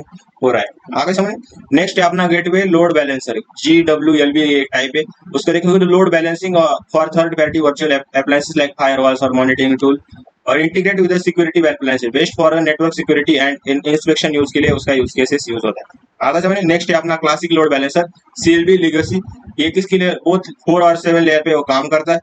old generation of load balancer और still use in legacy system, not recommended for new apps, use in ALB और NLB हम यूज करते हैं। आगे समझ, तो ये दोनों अलग हो चुकी है, उसकी वजह से अभी ये ज्यादा यूज नहीं होता है क्लासिक लोड बैलेंसर। एक और बार समझ लेते हैं कि ऑटो लोड बैलेंसर मतलब उसके फीचर्स कौन कौन से, तो ALD की मतलब क्या फीचर्स है, ऑटो लोड डिस्ट्रीब्यूशन मतलब स्मूथ ड्रॉपिंग आपकी हो जाएंगी, इंटेलिजेंट राउटिंग आपकी हो जाएगी कि उसकी वजह से आप इधर देखा था ना, दूसरा टाइप क्या था अपना, दूसरा टाइप क्या, नेटवर्क लोड बैलेंसर की वजह से आपकी क्या हो जाएगी, नो नो, अपना ALB की वजह से, ALB की वजह से क्या हो जाएगी, अपनी राउटिंग अपनी स्मूथली हो जाएंगी। देखो आप सकते हो स्मूथली इंटरनेट राउटिंग मतलब smartly direct user to correct correct server आपको प्रोवाइड किया, जैसे यूजर है तो यूजर को दिया जाएगा, प्रोडक्ट है तो प्रोडक्ट का सर्वर राउटिंग पे जाकर उसको जो सर्वर चाहिए उसी को आपका सर्वर दिया जाएगा। उसके बाद secure resistance support, encrypted and secure connection आपका हो जाएगा। उसी के साथ मल्टी जोन अवेलेबिलिटी मतलब high availability and fault tolerance, pay as you go इसी प्रिंसिपल पे चलता है, no upfront cost usages based on billing मतलब जो भी आप यूज कर रहे हो उसी के हिसाब से आपको पैसा देना पड़ेगा, ज्यादा आपको कोई भी जो यूज नहीं कर रहे उसके लिए आपको पैसा देने की जरूरत नहीं। आगे समझ में, तो ये हो गया अपना पूरा ELB और ये सर्विसेज भी हमारी खत्म हो चुकी है। अब तक हम 2 सर्विसेज पढ़ चुके हैं और ये 2 सर्विसेज का आपको 9 मार्क का अगर क्वेश्चन आ गया, जैसे कि अभी आप देख सकते हो कि कई तो एक क्वेश्चन था, मैं अभी आपको क्वेश्चन को दिखा देता हूँ, इधर मैं अच्छे से दिखाता हूँ आपको, कहाँ गया वो क्वेश्चन, हाँ, व्हाट इज AWS क्लाउड और what are the services provided by AWS, तो सभी सर्विसेज आपको उधर लिखना पड़ेगा और एक्सप्लेन इन ब्रीफ, तो 2 आप लिख सकते हो, EC2 सर्विस और उसके बाद हमने ELB सर्विस, दोनों का आप लिख सकते हो अच्छे से। और एक क्वेश्चन आपका हो गया कि what is ELB and what are the ELB types and list advantage, तो फीचर्स मैंने दिए थे, बेनिफिट्स दिए थे, उसका आपका हो जाएगा 9 मार्क के लिए आपका क्वेश्चन, अभी जो मैंने पढ़ा है ना वो पूरा 9 मार्क के लिए आता है। उसके बाद आप देख सकते हो कि जो हमें आगे पढ़ने वाले वो है अपना VPC, उस VPC को मैं अभी आपको दिखा, अभी हम समझते हैं नेक्स्ट है अपना AWS VPC मतलब क्या, वर्चुअल प्राइवेट क्लाउड। तो वर्चुअल प्राइवेट क्लाउड मतलब क्या, VPC एक लॉजिकली आइसोलेटेड नेटवर्क है, क्या है, एक लॉजिकली आइसोलेटेड नेटवर्क है जो AWS क्लाउड के अंदर आपके लिए बनाया गया है। तो क्या क्या, एक लॉजिकली आइसोलेटेड नेटवर्क है, क्या VPC अपना लॉजिकली आइसोलेटेड नेटवर्क है जो AWS क्लाउड के अंदर आपके लिए बनाया जाता है। मतलब क्या VPC मतलब क्या, वर्चुअल प्राइवेट क्लाउड एक लॉजिकली आइसोलेटेड नेटवर्क है, क्या है, लॉजिकली आइसोलेटेड नेटवर्क है जो AWS क्लाउड के अंदर आपके लिए बनाया जाता है। मतलब क्या है, एक लॉजिकली आइसोलेटेड नेटवर्क है, क्या है, लॉजिकली आइसोलेटेड नेटवर्क है जो AWS क्लाउड के अंदर आपके लिए बनाया गया है। मतलब ऐसा नेटवर्क वो AWS के अंदर लॉजिकली आइसोलेटेड नेटवर्क बनाया गया है, आप क्या कर सकते हो, उसे आपके लिए बनाया गया मतलब उसे आप एक्सेस कर सकते हो, ऐसा इंटरनेट नेटवर्क ही बना दिया, पूरा नेटवर्क आपका बना दिया है और उसे क्या कर सकते हो, आप एक्सेस कर सकते हो। आगे समझ, तो सिंपल शब्द में अगर कहे तो AWS VPC आपको अपना वेबसाइट प्राइवेट नेटवर्क क्रिएट करने देता है। मतलब आप ऐसे समझ सकते हैं कि AWS VPC आपको अपना प्राइवेट नेटवर्क क्रिएट करने देता है जहां आप अपने सर्वर्स EC2 डेटाबेस और एप्लीकेशन को सिक्योरली होस्ट कर सकते हो, जैसे एक वर्चुअल डेटा सेंटर है। मतलब क्या है, AWS VPC आपको अपना प्राइवेट नेटवर्क क्रिएट करने देता है जहां आप अपने EC2 डेटा सेट मतलब अपने service EC2 like EC2 databases और एप्लीकेशन को सिक्योरली होस्ट कर सकते हो। तो आप ऐसे समझ सकते हो कि आपका एक प्राइवेट नेटवर्क आप क्रिएट कर सकते हो और उसके अंदर क्या होगा कि अपना जो EC2 हो गया, डेटाबेस हो गया और एप्लीकेशन को आप क्या कर सकते हो, सिक्योरली होस्ट कर सकते हो। तो ऐसा आपको, और जैसे कि एक वर्चुअल डेटा सेंटर, तो वही डेटा सेंटर होगा, आपको डेटा सेंटर आपको प्रोवाइड किया जाएगा और आप क्या कर सकते हो, वहाँ पे एक प्राइवेट डेटा सेंटर होगा, वहाँ पे क्या कर सकते हो, आप प्राइवेट नेटवर्क क्रिएट कर रहे हो, अपना खुद का नेटवर्क क्रिएट कर रहे हो और आप क्या कर सकते हो, वहाँ पे अपना खुद का EC2 जैसे सर्विसेज हो गई, डेटाबेसेस हो गए और एप्लीकेशन हो गए, उसको सिक्योरली क्या कर सकते हो, उसके अंदर होस्ट कर सकते हो। मतलब सिक्योर अगर आपको बढ़ानी है तो नेक्स्ट सर्विसेज उन्होंने क्रिएट कर दी वर्चुअल प्राइवेट क्लाउड, कि आपको एक प्राइवेट क्लाउड दिया जाएगा, वर्चुअल प्राइवेट क्लाउड दिया जाएगा, डेटा सेंटर दिया जाएगा, आप वहां पे जाके अपनी वेबसाइट सिक्योरिटी के साथ होस्ट कर सकते हो। उसकी वजह से क्या होगा, डेटा लीक के चांसेस कम हो जाएंगे।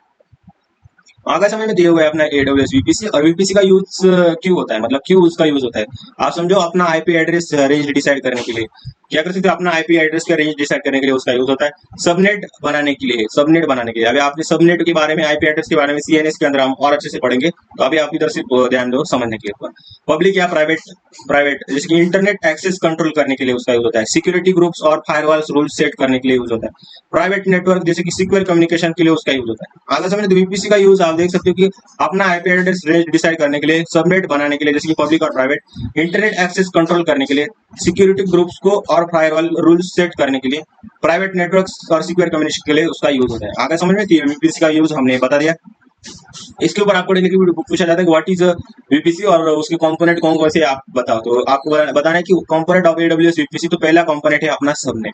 वीपीसी के अंदर छोटे नेटवर्क्स होते हैं, क्या होते हैं, छोटे नेटवर्क होते हैं, इन्हें हम क्या कहते हैं, सबनेट कहते हैं। तो उस वीपीसी के अंदर जो भी नेटवर्क है उसके अंदर क्या होगा, छोटे छोटे नेटवर्क हो गए, उसको हम क्या कहेंगे, छोटे छोटे नेटवर्क हम कहेंगे सबनेट कहते हैं। और दो तरह के सबनेट होते हैं, एक होता है पब्लिक सबनेट, इंटरनेट से कनेक्टेड होता है, एक होता है प्राइवेट सबनेट जो सिर्फ इंटरनल एक्सेस हो जाता है। तो ये दोनों आपको मैंने बता दिया। नेक्स्ट है अपना राउट टेबल। राउट टेबल आप कहोगे तो बताते हैं कि नेटवर्क ट्रैफिक कैसे मूव करेगा। ये क्या बताता है, राउट टेबल क्या बताता है कि नेटवर्क ट्रैफिक कैसे मूव करेगा, नेटवर्क ट्रैफिक कैसे मूव करेगा, ये राउट टेबल आपका बताता है। मतलब कई जिसकी स्लैश प्रोडक्ट्स आ गया तो प्रोडक्ट को किस इस राउट को कहाँ कहाँ पे मूव करना है, किस सर्वर पे मूव करना है, ये आपका राउट टेबल के अंदर होता है। किसी सबनेट से इंटरनेट गेटवे या नेट गेटवे आ जाए तो तब आपका ये राउटिंग टेबल का काम होता है। आगे समझे। नेक्स्ट है अपना इंटरनेट गेटवे। तो आपको ये दो लाइन में लिखना है, वो टाइप आपको लिखना है और व्हाट इज और फीचर्स भी आपको ऐड करना है। इंटरनेट गेटवे क्या है, वीपीसी को इंटरनेट से कनेक्ट करने के लिए उसका यूज किया जाता है। वीपीसी को क्या इंटरनेट कनेक्ट करने के लिए इंटरनेट गेटवे काम करता है, उसका कॉम्पोनेंट है, क्लियर होता है। और सिर्फ पब्लिक सबनेट को इंटरनेट एक्सेस कर सकता है, क्या है, सिर्फ पब्लिक सबनेट को इंटरनेट एक्सेस कर सकते हैं। और नेट गेटवे क्या काम करता है इसके अंदर, ये कॉम्पोनेंट है 4 नंबर का, प्राइवेट सबनेट सबनेट के रिसोर्सेज को इंटरनेट एक्सेस देता है। क्या करता है, प्राइवेट सबनेट के रिसोर्सेज को क्या करता है, इंटरनेट एक्सेस देता है। अपडेट इंस्टॉल करना, ये सभी काम क्या है इसके अंदर होता है, अपने प्राइवेट सबनेट के अंदर होता है। बट वो रिसोर्सेज इंटरनेट से डायरेक्टली एक्सेसिबल नहीं होते, और वो रिसोर्सेज डायरेक्टली क्या इंटरनेट से डायरेक्टली एक्सेसिबल नहीं होते। ये आपको सिर्फ याद रखना है, इसके अंदर ज्यादा समझने की जरूरत नहीं है। वो कंपोनेंट है वीपीसी के, तो कंपोनेंट है तो कंपोनेंट का लॉजिक आपको सिर्फ समझ में आना चाहिए, आगे समझ में। और नेक्स्ट है अपना सिक्योरिटी ग्रुप भी उसके अंदर आता है। तो वर्चुअल फायरवॉल जैसे काम करता है, जिसके EC2 लेवल पे क्या करता है, EC2 लेवल पे क्या करता है, वर्चुअल फायरवॉल की तरह काम करता है। नेक्स्ट है इनकमिंग और आउटगोइंग ट्रैफिक को कंट्रोल करने का काम किसके अंदर होता है, इस सिक्योरिटी ग्रुप्स के अंदर होता है। और नेटवर्क एक्सेस कंट्रोल लिस्ट मतलब NACL, उसका एक कंपोनेंट है 6 नंबर का। सबनेट लेवल पे फायरवॉल जैसे काम करता है, सबनेट लेवल पे काम करता है। EC2 लेवल पे कौन काम करता है, अपना सिक्योरिटी ग्रुप्स काम करता है। IP based access rule set करता है, क्या कौन से आईपी पर एक्सेस होना चाहिए, क्या आईपी होना चाहिए, सभी रूल्स आपके इधर क्या किए जाएंगे, सेट किए जाएंगे। नेक्स्ट कंपोनेंट है अपना DHCP ऑप्शन सेट। वीपीएस के अंदर आईपी एड्रेस को असाइन करने के लिए कॉन्फ़िगरेशन देता है कौन, DHCP ऑप्शन सेट क्या है, वीपीएस के अंदर आईपी एड्रेस को असाइन करने के लिए कॉन्फ़िगरेशन देने का काम करता है। और वीपीसी पेयरिंग आप देखोगे तो दो वीपीएस के बीच में सिक्योर कनेक्शन एस्टैब्लिश करने का काम वीपीसी पेयरिंग करता है। और यूजफुल जब अलग अलग रीजन या काउंट्स में वीपीसी हो, क्या होगा, अलग अलग रीजन में अपना काउंट्स और वीपीसी हो, तब आपका क्या होगा, वीपीसी पेयरिंग कंपोनेंट चलता है। आगे समझे। तो बेनिफिट्स आप देखोगे तो क्या है, सिक्योर उसकी वजह से होता है क्योंकि अपना प्राइवेट नेटवर्क बनाते हो AWS पे। आगे समझे। नेक्स्ट एक कस्टमाइजेबल मतलब क्या, अपने हिसाब से आईपी सबनेट राउटिंग सेट कर सकते हो, आगे समझे। और स्केलेबल आप समझ सकते हो कि इजीली एक्सपांड कर सकते हो जब ट्रैफिक बढ़े। और हाइब्रिड रेट भी आप सकते हो कि ऑन प्रीमाइसेस नेटवर्क से भी कनेक्ट कर सकते हो। तो ये मैं ज्यादा उसके अंदर डीप में नहीं जा रहा हूँ, ऊपर से आपको सिर्फ उसे पढ़ना है, पढ़ते आपको उससे सारी चीजें क्लियर हो जाएंगी। और ये आपको याद ही रखने पड़ेंगे, सबनेट, राउट टेबल, इंटरनेट गेटवे, कंपोनेंट है, वो कंपोनेंट का कवर आपको याद ही रखना पड़ेगा, आगे समझो। तो ये हो गया अपना पूरा वीपीसी के बारे में। AWS स्टोरेज के बारे में इसे हमें अच्छे से पढ़ना है। तो AWS स्टोरेज क्या है, AWS स्टोरेज का मतलब है कि आपका डेटा, फाइल्स हो गया, फोल्डर्स हो गया, बैकअप्स हो गया, वीडियोस हो गए, और डेटाबेस को अमेजॉन की सर्वर पर सिक्योरली स्टोर करना। तो ये किसका काम है, AWS स्टोरेज का काम है। ये स्टोरेज क्लाउड बेस्ड होता है। क्या होता है, क्लाउड बेस्ड स्टोरेज होता है। आप कहीं से भी एक्सेस कर सकते हो, क्या कर सकते हो, वो जो डेटा उसके अंदर स्टोर किया है उसे आप इंटरनेट के थ्रू कहीं से भी एक्सेस कर सकते हो, और जितना चाहे उतना यूज भी कर सकते हो, आगे समझ में। जैसे कि यूट्यूब की वीडियोस होगी, तो सिक्योरली कहा तो किसी भी क्लाउड के अंदर स्टोर किए होगे ना, और आप उसे जब चाहे जब उसे ओपन करें, अगर उसने यूजर ने डिलीट नहीं किया, मानो डिलीट नहीं किया, तो जब भी चाहे उसे आप एक्सेस कर सकते हो उस वीडियो को। जैसे अभी मेरे वीडियोस है, आपको बार बार देखना है तो आप उसे बार बार देख सकते हो ना, आगे समझ में। अगर आपने एक टाइम में अभी देखा और पेपर के टाइम में पहले अभी आपने एक बार देख लिया रिवीजन के लिए, तो भी आप मतलब मल्टीपल टाइम उसे एक्सेस कर सकते हो, आगे समझ में। तो ये हो गया अपने AWS स्टोरेज के बारे में। और कौन कौन से स्टोरेज के टाइप से ये हमें पढ़ना है। तो ऑब्जेक्ट स्टोरेज होता है अपना, फाइल्स और मीडिया के लिए क्या क्या हो जाता है, ऑब्जेक्ट स्टोरेज क्या हो जाता है। एग्जांपल S3 उसका नाम है। ब्लॉक स्टोरेज मतलब क्या, वर्चुअल हार्ड ड्राइव जैसे कि एग्जांपल EBS उसका एग्जांपल होगा। फाइल स्टोरेज मतलब क्या, share file system, example EFS उसका एग्जांपल है। आर्चिव स्टोरेज एक टाइप है, उसका लॉन्ग टर्म बैकअप के लिए उसका यूज किया जाता है, और एग्जांपल क्या है उसका, S3 ग्लेशियर उसका एग्जांपल है। एग्जांपल आपको देते ही चलता है, आप उतनी ज्यादा बताओगे तो एग्जाम ऐसा लगेगा कि आपको बहुत सारी चीजें पता है, तो एग्जांपल देखिए आपको मार्क देते चले जाएगा। तो हाइब्रिड स्टोरेज आप देखो, ऑन प्रीमाइसेस प्लस क्लाउड, और एग्जांपल क्या है, स्टोरेज गेटवे उसका एग्जांपल है। तो ये उसके सभी के टाइप है। इस टाइप के ऊपर भी आपको क्वेश्चन आ सकते हैं, तो ये टाइप भी आपको पढ़ के जाना है। और ये तो टाइप आपको पूछ सकते हैं, इसके लिए मैंने दे दिया आपको, क्या काम है उसका मैंने थोड़े थोड़े वर्ड्स में बताया। और एग्जांपल देखे आप देखोगे तो 3-4 लाइन आप एक एक की लिख सकते हो, आगे समझ में। और नेक्स्ट है अपना पॉपुलर वेब सर्विसेज कौन कौन सी। तो पॉपुलर वेब सर्विसेज क्या है, ये डायरेक्टली आपको स्टोरेज की वेब सर्विसेज कौन थी, ये डायरेक्टली आपको क्वेश्चन देखने को मिलेगा। तो पहली जो सर्विसेज है अपनी Amazon S3 simple storage services है अपनी। आप देखो इधर मैंने टाइप तो नहीं, Amazon S3 नहीं, फाइल्स और मीडिया के लिए उसको यूज किया जाता है। अभी देखते हैं क्या है। तो देखो ऑब्जेक्ट बेस्ड टाइप है, इधर भी आप देखो object based storage for any type data. तो कौन सा फाइल और मीडिया का डेटा उसके अंदर यूज किया, स्टोर किया जाता है। तो हाई ड्यूरेबिलिटी है उसकी, क्या है, हाई ड्यूरेबिलिटी उसकी। पब्लिक एंड प्राइवेट, पब्लिक या प्राइवेट एक्सेस कर सकता है उसे। यूजर्स देखोगे तो वेबसाइट इमेजेस वीडियोस और फाइल बैकअप्स डेटा लेके बैठा है। तो ये सभी, तो ये अपना क्या है, Amazon S3 नाम का सिंपल स्टोरेज सर्विसेज है, ये आपको याद रखनी। तो जो कौन कौन सी पॉपुलर है, तो अपनी Amazon S3 भी उनमें से एक पॉपुलर स्टोरेज सर्विसेज है। उसके अंदर आप इमेजेस हो गए, वीडियोस हो गए, फाइल बैकअप्स हो गए। ऐसा समझो कि आप सर्च भी करो इसके बारे में कि यूट्यूब के अंदर भी शायद यही यूज होंगे, क्योंकि वहां भी आप कम्युनिटी पोस्ट पे पोस्ट डालते हो और वीडियो कंटेंट डालते हो, वो वीडियो जैसा ही होता है ना अगस्त में। तो ये भी उसके लिए भी यूज किया जा सकता है। ये यूट्यूब का खुद का कुछ क्लाउड होगा, ऐसे मैं डायरेक्टली नहीं बता रहा हूँ, यूट्यूब का खुद का भी क्लाउड होगा, वो उसे यूज कर रहे होंगे, आगे समझे। और आपने कोई ऐसी सेम टू सेम यूट्यूब जैसी कोई वेबसाइट बना दी है, तो उसके अंदर आप इसका यूज कर सकते हो, आगे समझे। Amazon EBS क्या है, इलास्टिक ब्लॉक स्टोर है, block level storage for EC2 instances. क्या है, block level storage for EC2 instances, जैसे हार्ड डिस्क या SSD के लिए, फास्ट परफॉर्मेंस के लिए, running database apps on EC2 इसके लिए इसका यूज किया जाता है। EBS क्या, इलास्टिक ब्लॉक स्टोर है अपना। इलास्टिक ब्लॉक स्टोरेज के अंदर क्या होता है, block level storage for EC2 instances. EC2 को जो आप देख सकते हैं, EC2 के जो भी इंस्टेंसेस है उसके लिए ब्लॉक लेवल स्टोरेज करता है, कि ब्लॉक स्टोरेज करता है, जैसे कि रनिंग डेटाबेस और या एप्स ऑन EC2 के ऊपर जो एप्स है उसके अंदर इसका यूज किया जाता है। जैसे कि हार्ड डिस्क है, SSD के हिसाब से उसे तोड़ा जाता है, और फास्ट परफॉर्मेंस उसका होता है इस वजह से, क्योंकि स्टोरेज ब्लॉक ब्लॉक ब्लॉक में हो गए तो उसके काम भी उतना जल्दी होगा ना, रनिंग हो गए, ज्यादा डेटाबेस आप रन कर सकते हो उसके। आगे समझ। नेक्स्ट है अपना Amazon EFS, मतलब क्या, इलास्टिक फाइल सिस्टम है।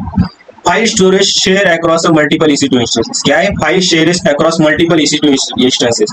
File storage share across multiple EC2 instances, जो भी आपके EC2 इंस्टेंसेस है उसके शेयर फाइल को क्या कहते हैं, अक्रॉस सभी के ऊपर शेयर किया जाता है, आगे समझ। फाइल स्टोरेज को पूरे EC2 के ऊपर जो भी इंस्टेंसेस बने होंगे वहां पे आपको क्या करना पड़ेगा, जो पे आपकी फाइल स्टोरेज होगी आप क्या कर सकते हो, उसे शेयर कर सकते हैं। ऑटोमेटिकली स्केलेबल होता है ये EFS वाला। यूज वेब सर्वर्स, CMS और file sharing performance, file sharing application इसके अंदर होते हैं। अभी ये चीजें आपको याद रखनी पड़ेंगी कि कौन कौन सी सर्विस प्रोवाइड की जाती है। तो अपना EFS हो गया, उसके बाद क्या है, S3 glacier, archive storage for long term backup, long term backup के लिए इसे यूज किया जाता है। Very low cost, retrieve time minutes to hours होता है उसका। और देख सकते हो ओल्ड डॉक्यूमेंट या कॉम्प्लेक्स रिकॉर्ड्स के लिए इसका यूज किया जाता है, मतलब बैकअप लेने के लिए किसी चीज का, तो हम इसका यूज कर सकते हैं। ओल्ड डॉक्यूमेंट को स्टोर करने के लिए Amazon S3 ग्लासर का यूज हो सकता है। और AWS स्टोर गेटवे देखोगे तो हाइब्रिड क्लाउड स्टोरेज सर्विस है, connects on a premises environment to AWS cloud, मतलब हाइब्रिड क्लाउड स्टोरेज सर्विस आपकी यूज की जाती है। और connect on premises environment to AWS cloud, backup या डिजास्टर रिकवरी, फाइल शेयरिंग के लिए इसका यूज हो सकता है। तो आपको ये पढ़ना है और याद करना है, इसके अंदर कोई डिफिकल्ट नहीं है। जैसे कि आपको ज्यादा मतलब कौन सी सर्विसेज क्या काम करती है आपको पता होगा, और सर्विसेज याद हो गए तो आप उसे लिख सकते हो, आगे समझ। और फीचर देखोगे तो AWS स्टोरेज की फीचर है कि स्केलेबल है, पेटाबाइट्स तक डेटा स्टोर कर सकते हो उसका। सिक्योर देखोगे तो data encryption, IAM access control उसके अंदर होता है। कॉस्ट इफेक्टिव है, क्योंकि पे ओनली जो आप यूज कर रहे हो उतना आपको पे करना पड़ेगा। और बैकअप और रिस्टोर मतलब इजी डेटा रिकवरी ऑप्शन उसके अंदर होता है। ग्लोबल एक्सेस देखोगे तो data accessible for everyone, anywhere आप उस डेटा को एक्सेस कर सकते हो। लाइफ साइकिल रूल्स देखोगे तो auto move archive data cheaper storage, auto move archive data cheaper storage. तो ये आपको सिर्फ याद रखना है, उसे समझने के अंदर उसमें कुछ ऐसा नहीं है कि कौन सी सर्विसेज क्या काम करती है, ये आपको पता होना चाहिए और वही आपको लिखना है सिर्फ, और कौन सी पॉपुलर सर्विसेज है, आगे समझ। तो ये हो गया अपना AWS स्टोरेज के बारे में। उसके फीचर्स हो गए। बेनिफिट देखोगे तो नो फिजिकल हार्डवेयर का, कोई भी आपको हार्डवेयर लेने की जरूरत नहीं। फास्ट और रिलायबल और सिक्योर है। एक है कि आप इंटीग्रेट कर सकते हो AWS services with other AWS services के साथ, आप इजीली इंटीग्रेट कर सकते हो। बैकअप, डिजास्टर रिकवरी और आर्चिंग वेड इजी कर देता है।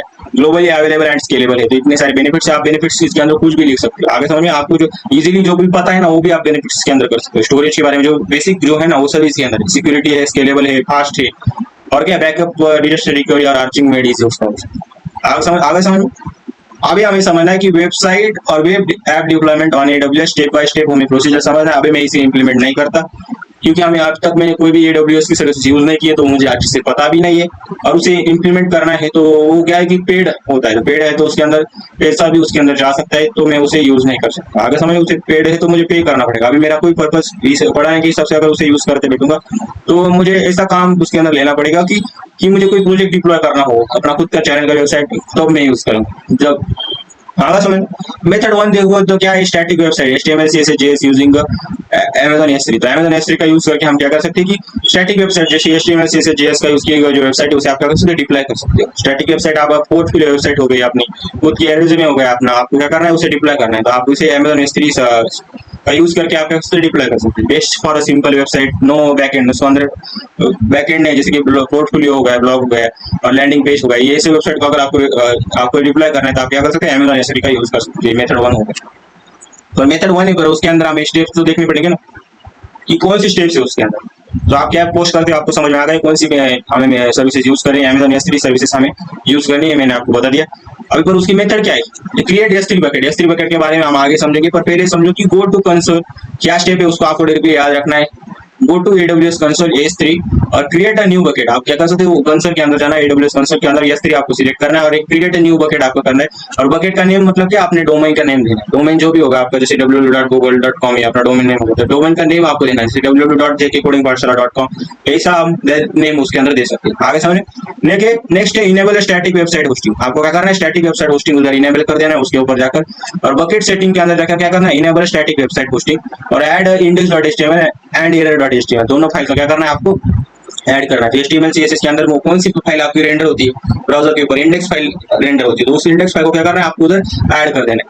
नेक्स्ट है अपना अपलोड वेबसाइट फाइल्स। क्या करना है आपको, फाइल्स को अपलोड करना है, मतलब उसके साथ जो भी आपने VS कोड के अंदर HTML लिया होगा, CSS लिया होगा, JS फाइल होगा, उन सभी को क्या करना है आपको उधर अपलोड करना है। और मेक बकेट पब्लिक। बकेट मतलब ऐसा आप समझ के बकेट आपका क्रिएट होगा, उसके अंदर आपको क्या करना है, वो सभी फाइल्स अभी डाल देना है। Update a bucket policy to allow public and read access. तो पब्लिक एक्सेस आपको कर देना है उधर और कोई भी रीड उसे कर सकता है। Optional connect domain using a route S3 राउट 53 से आप क्या कर सकते हो, डोमेन को हम कनेक्ट कर सकते हो। बाय डोमेन और यूज यूर डोमेन, मतलब आप उसके अंदर क्या सकते हो, ऑप्शनली आप उसका ओन डोमेन नेम उसको दे सकते हो। बाय डिफॉल्ट जो था उसको निकाल कर आप क्या सकते हो, उसका आप डोमेन नेम उसे दे सकते हो। Point domain to S3 website endpoint, क्या कर सकते हो, point domain to S3 website domain आपका हो जाएगा। तो इतने सारे स्टेप्स है आपको करने। अभी मैं AWS के ऊपर काम नहीं किया, तो AWS सर्विस को इजीली अवेलेबल करना पॉसिबल नहीं है, इसके ऊपर मैं ज्यादा टाइम नहीं देता। आपको चाहे तो आप उसको इम्प्लीमेंट कर सकते हैं, जो मैंने स्टेप दिए उसी के साथ आपको आगे करना। मतलब किसी को अगर होस्ट करना है, सिंपल सा पोर्टफोलियो AWS के ऊपर, वो जो बिल होगा उसको पे करना है। पे करने के बाद आपको क्या करना है, इन स्टेप का इस्तेमाल करके आप उसे इंप्लीमेंट कर सकते हैं। मैंने इजी वर्ड्स में इधर लिखने का ट्राई किया है, तो ये स्टेप भी समझकर आप प्रैक्टिकल इंप्लीमेंटेशन भी कर सकते हैं। आगे समझिए। नेक्स्ट मेथड है कि आप डायनेमिक वेबसाइट, मतलब कि डायनेमिक वेबसाइट मतलब कि आप backend plus front end using EC2। अपना बैकएंड हो गया, फ्रंट एंड हो गया, आप डायरेक्टली EC2 के ऊपर क्या कर सकते हो, उसे मतलब दोनों को, अगर कोई प्रोजेक्ट आपने वैसा बनाया कि कोई वेबसाइट फुल बनाई, आपने उसका बैकएंड भी किया, डेटाबेस भी कनेक्ट किया, उसके सारे API भी बनाए, उसी के साथ आपने उसका फ्रंट एंड भी किया है, रिएक्ट में अपनी एप्लीकेशन बनाई होगी माउंट स्टैक के अंदर। Best full stack application node, Django या PHP के लिए, तो क्या कर सकते हो आप, इसके लिए सपोर्ट करता है नोड JS, जेंगो और PHP के लिए बैकएंड आपने यूज किया होगा। तो क्या करना है आपको, स्टेप वन है अपनी लॉन्च EC2 इंस्टेंस। तो क्या करना है, EC2 इंस्टेंस को क्या करना है अपना लॉन्च करना है। इसके अंदर क्या यूज किया जाता है, डायनामिक एक्सेस। अगर आपको मिला है तो आपको कौन सी सर्विसेज का यूज करना पड़ेगा, इलास्टिक कंप्यूट सर्विस 2 वाली जो सर्विसेज है उसको आपको यूज करना पड़ेगा। क्या करना है, गो टू AWS कंसोल और EC2 आपको सिलेक्ट करना है और लॉन्च इंस्टेंस कर देना। इसी स्टेप जो मैंने दिखे वैसे आपको पेपर के अंदर लिख के आना है, ज्यादा कुछ बुक के अंदर जो कॉम्प्लेक्स लिखा है उसके ऊपर नहीं जाना। प्रैक्टिकल जो स्टेप है वही आपको लिखना है, क्योंकि उन्होंने वो बताया होता है कि वेबसाइट डिप्लॉय करने की स्टेप्स मुझे दो।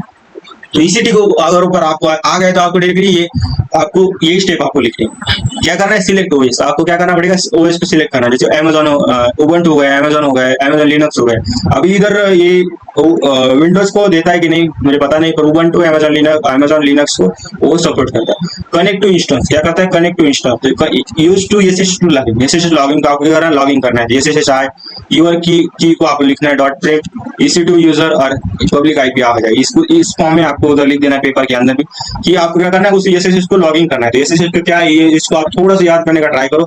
SSH-i your key dot prim EC2 अपनी सर्विसेज का नाम -user @ पब्लिक जो IP होगा उसको आपको देना है। आगे समझे। उसके बाद आपको क्या करना है, install web server and app. Example for node जैसे आप सुडो ये कमांड आपको डालनी होगी वहाँ।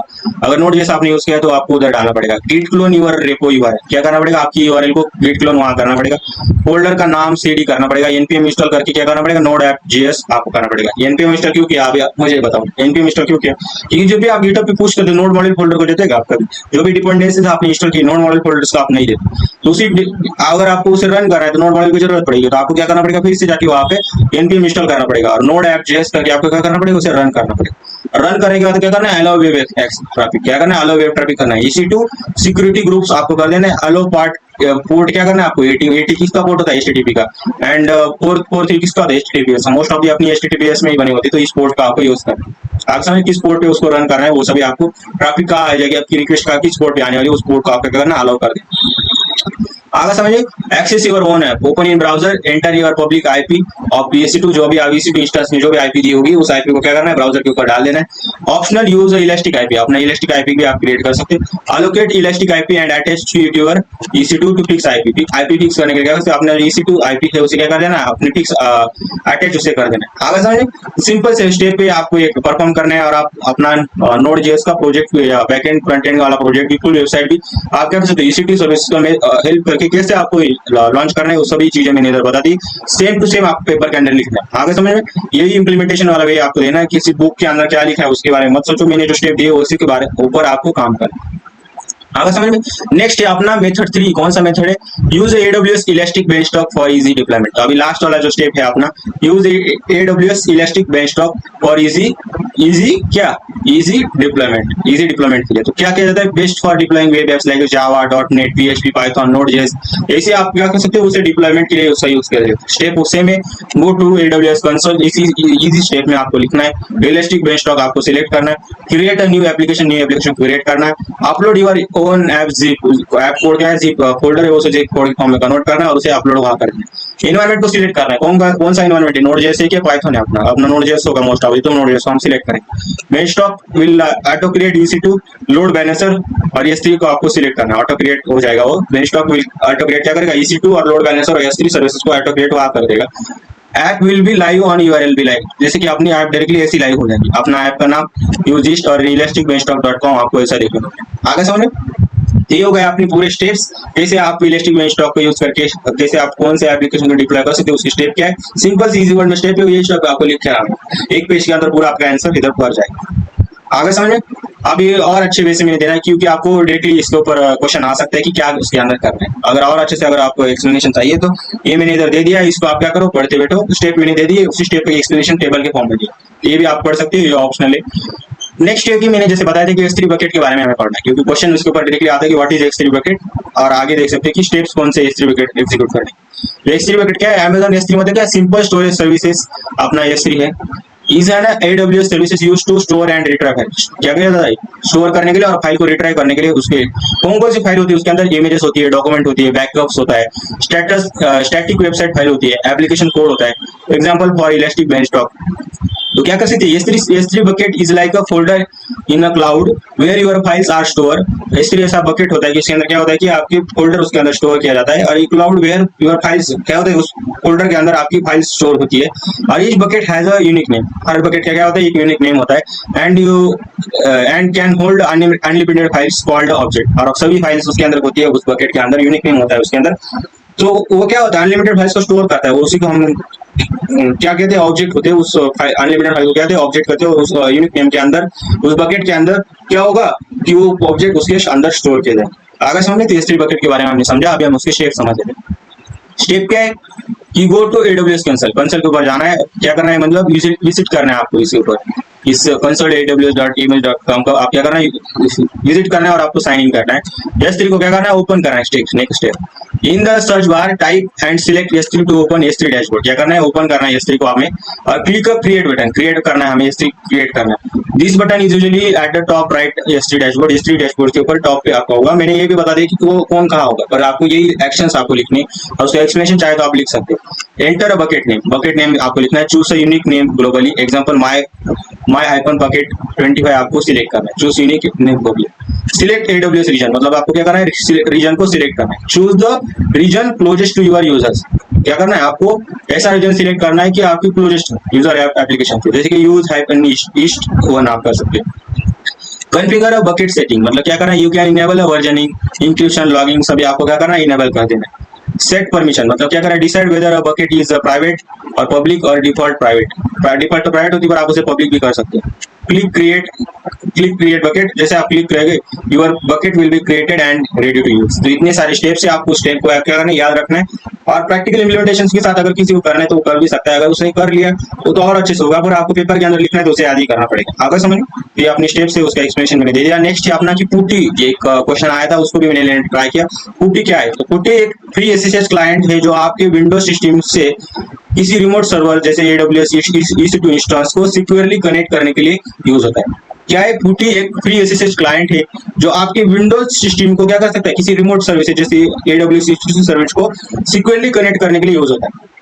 हाँ समझ, AWS EC2 का की पेयर डॉट प्रेम फॉर्मेट में होता है। अभी आपने देखा होगा, अगर बेंचटॉप वाली जो मेथड मैंने आपको बता दी तो वह में आपने यूज किया होगा, जब आप एसएसएच यूज करें तो डॉट प्रेम फॉर्मेट में PAM फॉर्मेट में होता है। लेकिन पुटी आपका किस फॉर्म में होता है, .ppk फॉर्मेट में चाहिए होता है। आगे समझे, इसलिए हम पुटी जेन यूज करते हैं। अगर एक होता है एसएसएच जेन, आपको दूसरा होता है पुटी जेन का हम यूज करते हैं। इसके लिए यूज किया जाता है एक फ्री एसएसएच है जो आपके विंडोज सिस्टम को क्या करता है, किसी भी रिमोट सर्वर को सिक्योरली कनेक्ट करते हैं, जैसे कि कौन सा AWS EC2 जो इंस्टेंस है, जो रिमोट सर्वर, उससे आप क्या कर सकते हैं, कनेक्ट कर सकते हैं। पुटी जेन यूज करके क्या करते हैं, कन्वर्जेशन के लिए उसका यूज किया जाता है। आगे समझ में, तो इसके जो स्टेप्स है आपको डायरेक्टली क्वेश्चन दिया गया था कि कैसे आप उसे कनेक्ट कर सकते थे, यही स्टेप्स आपको लिख के आने का। पुटी से EC2 कैसे कनेक्ट करने के स्टेप, जैसे कि पुटी एंड पुटी जेन डाउनलोड करो। आपको क्या करना है, पुटी एंड पुटी जेन आपको डाउनलोड करना है। ऑफिशियल वेबसाइट है उसकी, उधर मैंने दे दिया, आप उसे डाउनलोड करो। .pm फाइल को क्या करो, .pk में कन्वर्ट करो। .pm फाइल को आपको क्या करना है, .ppk फाइल में कन्वर्ट करना है। तो पुटी जेन ओपन करो, लोड बटन से .pm फाइल सिलेक्ट करो और सेव प्राइवेट की दबाओ। क्या करो, सेव प्राइवेट की दबाओ और .ppk बन जाए। तो मैंने इधर बता दिया कि क्या आपको करना है, स्टेप कैसे करना है। उसी स्टेप को परफॉर्म करके आपको क्या करना है, जो .pm फाइल है उसे क्या करना है, .pk फाइल में कन्वर्ट करना है। EC2 का पब्लिक आईपी लो, क्या करना है, AWS कंसोल में जाओ, EC2 के अंदर जाओ, इंस्टेंसेस के अंदर जाओ, अपना इंस्टेंसेस सिलेक्ट करो। क्या करना है, अपना इंस्टेंसेस सिलेक्ट करो, पब्लिक आईपी और एड्रेस कॉपी करो। तो क्या करना है, EC2 का जो पब्लिक आईपी है उसे क्या करना है, हमें लेना। पुटी को ओपन करो, क्या कर रहा है, पुटी एप्लीकेशन को लॉन्च करो। अभी पुटी को ओपन करने वाला क्या करो, पुटी जो आपने बनाई उसे क्या करना, लॉन्च करना। होस्ट नेम में आईपी डालो, जो आपका होस्ट नेम होगा, जो आपने यहाँ से आईपी कॉपी किया है उसे क्या करना है, आपको होस्ट नेम में लिखे जो अपना यूजर है उसे क्या करना है, आपको पब्लिक आईपी आपको ऐसे डालना है। आगे समझे, ये अपना पब्लिक आईडी है, इसे आपको क्या करना है, इधर आपको डालना है। ये देखो 13.123.4 ये जो आईपी है वो आपको क्या करना है, ये पब्लिक आईपी की जगह डाल देना है। .ppk की को ऐड करो, मतलब लेफ्ट मेनू में जाओ, कनेक्शन पे जाओ, एसएचएस ऑथेंटिकेशन यहाँ पे ब्राउज करके .ppk फाइल सिलेक्ट करो। क्या करो, डॉट फाइल सिलेक्ट करो। मैंने स्टेप आपको बता दिया, लेफ्ट मेनू में जाकर क्या करना है, कनेक्शन एसएचएस और यहाँ पे ब्राउज करके .ppk को क्या करना है, सिलेक्ट आपको करना है, मतलब .ppk को क्या करना है, ऐड करना। तो उसके बाद क्या करना है, उसे कनेक्ट करना। आप ओपन दबाओ, एसएसएस सेशन स्टार्ट होगा। क्या होगा, ओपन दबाओगे सेशन स्टार्ट होगा।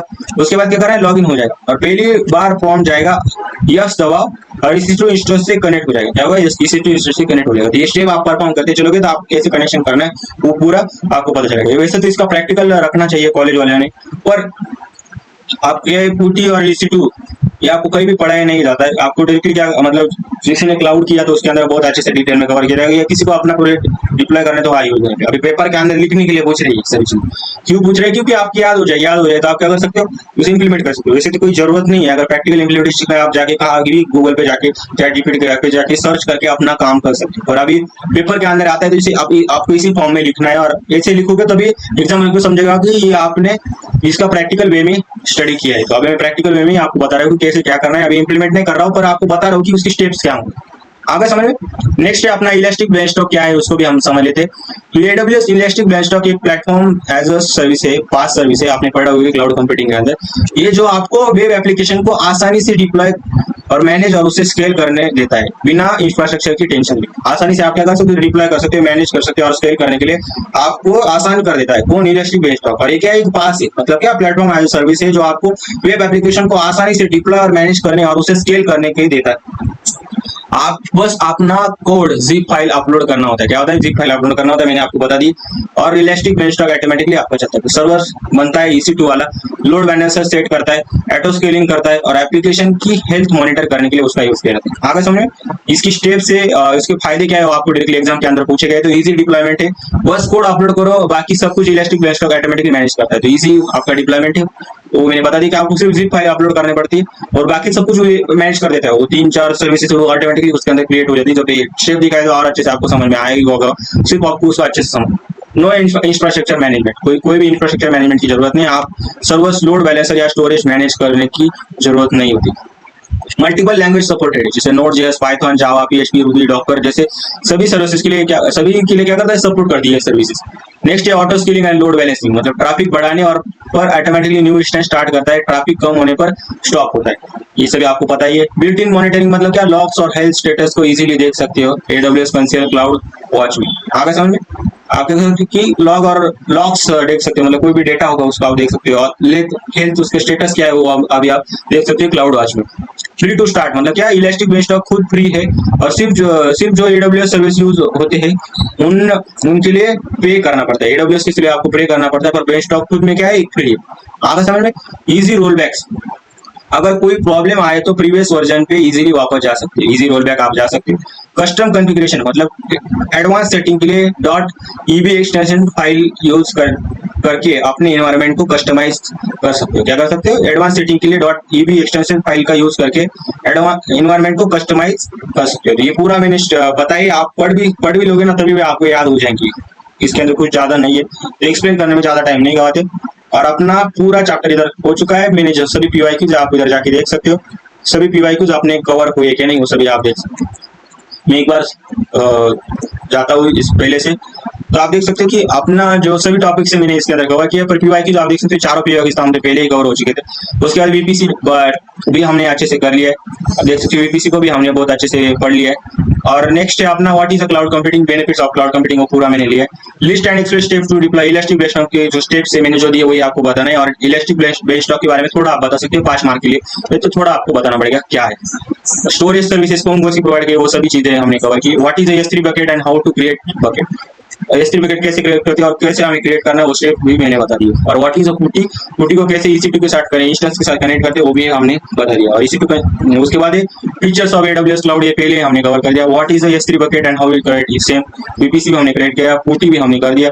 प्रोसेस क्या है? वेब एप्लीकेशन डेवलपमेंट, तो तीनों मेथड आपको लिखते आना चाहिए। स्टेप भी नहीं लिखो तो पर तीनों मेथड प्रोसेस एक एक्सप्लेन कर सकते हो उसके अंदर। What is elastic load balancer और एक्सप्लेन इट्स वर्किंग भी मैंने एक्सप्लेन किया था आपको। इलास्टिक लोड बैलेंसर कैसे काम करता है वो भी मैंने आपको बता दिया। 5 मिनट के लिए आपको देखिए आगे।